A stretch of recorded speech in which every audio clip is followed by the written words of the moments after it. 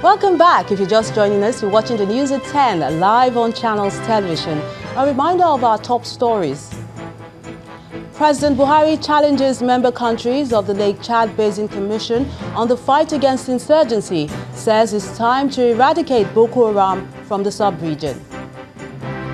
Army lifts suspension on UNICEF operations in northeast Nigeria as 19 of the 23 officers killed in Metele, Borno State are laid to rest.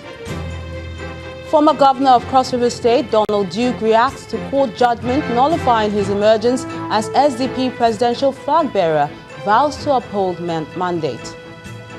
At least 21 people killed and 61 others injured following violence in southern Ethiopia as hundreds flee across the border into Kenya.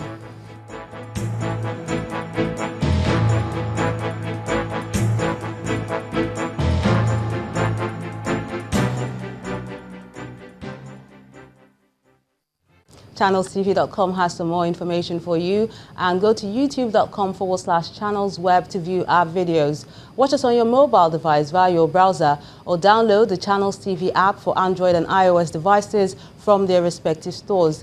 And besides giving you access to news updates on the go, the Channels TV and Channels 24 app has an Eyewitness feature, so you can use it to share pictures, videos, or news of happenings around you. Just install the app and tap and swipe to reveal the menu and follow the instructions. And talking about pictures and videos, here are some of them you sent into our Eyewitness portal. Today, we begin with this one from Nigeria's Ports Authority Expressway in Ekpan Warri in Delta State, showing trailers and tankers parked on both sides of the road. Eyewitness reporter says MPA Expressway is a major access road to Warri Port and several depots and refineries in the area. He's calling on the state government to do something about this as it causes gridlocks and puts the motorists at risk. And next is this image showing the dilapidated state of a school in Ibadan, Oyo State. Our Eyewitness reporter says this shows the level of attention given to the education sector and is asking the government to look into this. Our final image is from a road in Umuahia, the Abia State capital, showing an illegal dump site. Our Eyewitness reporter is calling on the responsible agencies to do something about this, and quickly too. Thank you so much for sending in those images, and we do encourage you to keep them coming. Let's continue talking politics now. The former governor of Oyo State, Donald Duke, has been reacting to the court judgment nullifying his emergence as the presidential candidate of the Social Democratic Party, SDP. In a series of tweets on his Twitter handle, Mr. Duke insists that he won the party's primary election fair and square and will fight to uphold that mandate. In one of the tweets, Mr. Duke says, and I quote, "I have always believed in a better Nigeria, and that has not changed. The judgment of the Federal High Court concerning my candidacy as the flag bearer of the SDP is a microcosm of one of the biggest problems we have in Nigeria today."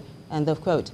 In another tweet, the former governor says, and I quote again, "Our legal team shall appeal the ruling, and I am confident that we will be victorious. I am undeterred in my aspiration and want to encourage all those who support my quest not to give up hope. This is a battle and we will win the war." End of quote. He further adds that he contested in the primary not on the basis of his tribal or religious affiliations, but on the basis of his ability.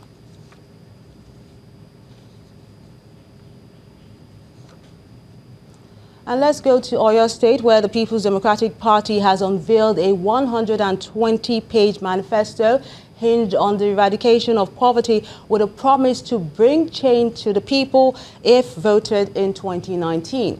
The party has also inaugurated its campaign council, asking the 162 members to work for the unity and victory of the party. This is a gathering of members of the People's Democratic Party in Oyo State. Present here are former ministers, chieftains of the party, and the governorship candidate, Seyi Makinde. The governorship candidate of the PDP believes the residents of Oyo State are set for a change of government. People are going to have to make decisions on whether they want to collect the 5,000 naira or the 10,000 naira they will give them at the polling units, or they want to use their votes to secure the future. One after the other, leaders of the party in their goodwill messages to the people harp on the need for party members to work as a team in order to win the trust of the people as the election approaches. We do not have money power. We do not rely on INEC power. We do not rely on police power. We do not rely on EFCC power. We don't rely on press power. We rely on the people's power. The inputs of the poorest, not only in terms of money, not only in terms of advice, but not only in terms of commitment, but in terms of everybody coming together to make sure that total success is attained. Then the state chairman introduces the flag bearer of the party to the people, along with his deputy. Next is the unveiling of the 120-page manifesto, in which Mr. Makinde pledges to ensure that all that is written therein will be adhered to when he is elected, while the 162 members of the campaign committee take the oath to abide by the rules of the party. And bear true allegiance to the PDP and federal government of Nigeria. Inauguration of the campaign committee heralds the commencement of the party's campaign, as they have been charged with the responsibility of reuniting aggrieved members of the party at the ward and local government levels to ensure victory for the PDP at the polls in 2019. Still talking politics, the accord recently signed by some presidential candidates may have received applause from many Nigerians, but not for the governor of Rivers State, Nyesom Wike. For him, the exercise did not go far enough. And he's wondering why the police, other security operatives, as well as the Independent National Electoral Commission, INEC, have not been co-opted into signing the peace accord. The governor made his position known when the Assistant Inspector General of Police in charge of Zone 6 in Calabar visited him in Port Harcourt. The route is not coming to say, look, peace accord. What am I signing? Between who and who? The major people that should sign an accord to let Nigerians know is you and INEC. But that is the only problem we have as far as the election is concerned in Nigeria. Assuming I want to rig, it's your duty to stop me. It's not their duty to collaborate with me. Because what I'm trying to do is crime. So it is your duty to stop that crime. So for me, the entire thing, see, when Nigeria would like a public show, we leave the root, the main cause, the problem. So, if even you, your hands will be tied. I know. Look at the kind of training, look at the kind of experience you've had, and somebody will come and taint all the integrity you've had just because you want one person to win the election.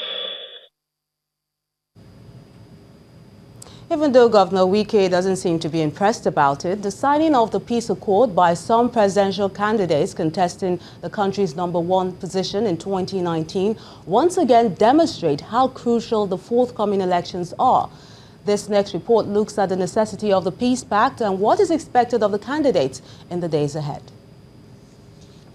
Flashback to 2015. The first ever peace accord preceding a general election signed by a sitting Nigerian president, Goodluck Jonathan, and the then opposition leader, Muhammadu Buhari. The peace accord became a necessity at that time following the violence that trailed the 2011 general elections, where about 1,000 people were killed, several others injured, and even houses burned. Perhaps that unfortunate incident spurred the creation of the National Peace Committee, headed by former military head of state Abdulsalami Abubakar and other eminent Nigerians.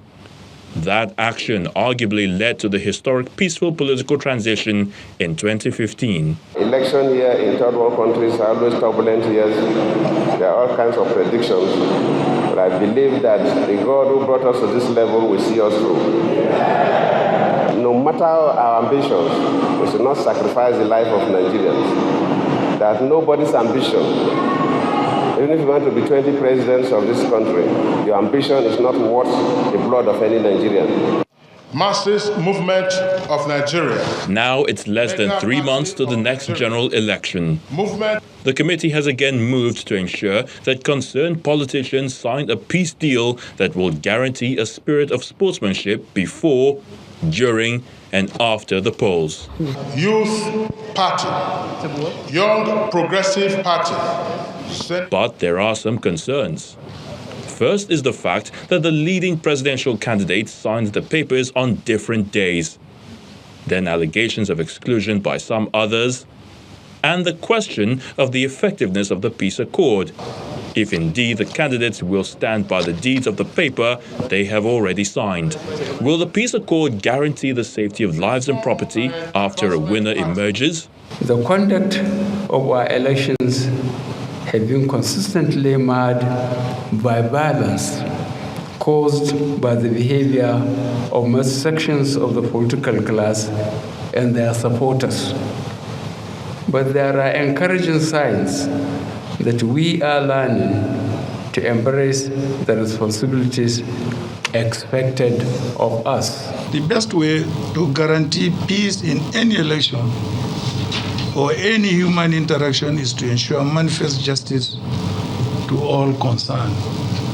Whichever way the pendulum swings, the clean sheet from the 2015 post-election activities will remain a reference point, with hopes that the same feat will be recorded in 2019, and probably lay credence to the now popular phrase that no politician's ambition is worth the blood of any Nigerian.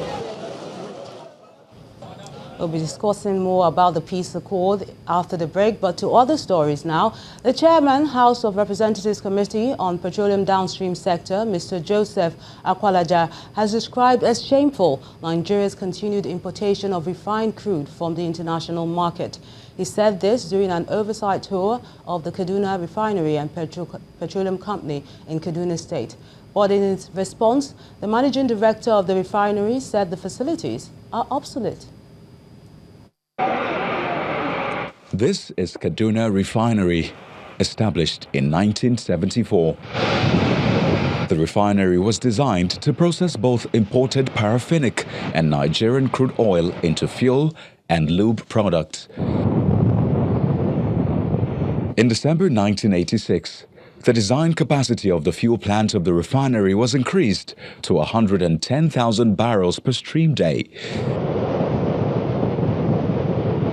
About 29 years down the line, according to information on the Kaduna Refining and Petrochemical Company Limited website, the daily production rate for PMS is 3,857 MT per day, kerosene at 1,686 MT per day, AGO, which is diesel, at 3,000 MT per day, and fuel at 2,100 MT per day, and others. They say that some people are out there just because of personal advertisement or personal benefits.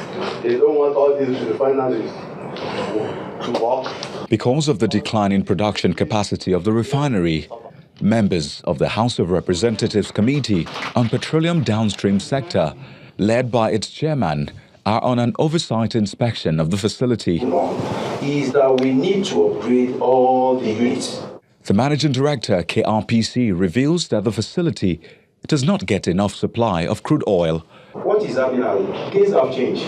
Even the Warri refinery that we work, we have DCS, we were not able to get spare parts for them because all those people have closed up.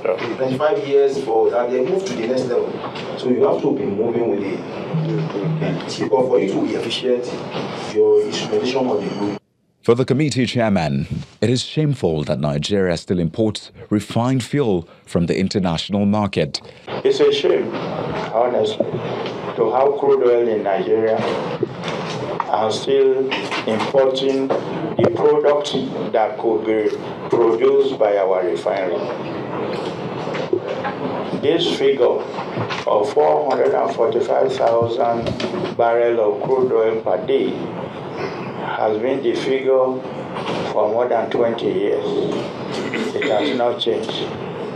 The shutdown of Kaduna Refinery has negatively affected the production and supply of fuel in the country, forcing the country to rely on imported products and resulting in huge costs to the nation in form of subsidy.